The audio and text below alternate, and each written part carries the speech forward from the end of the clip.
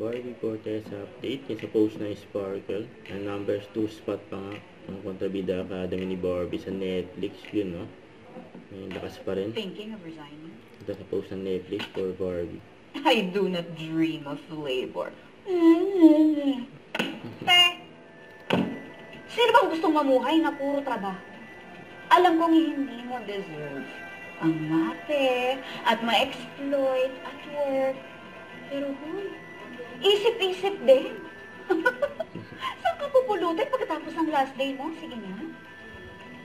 In this type of economy, with this job market, come on girl, wake up.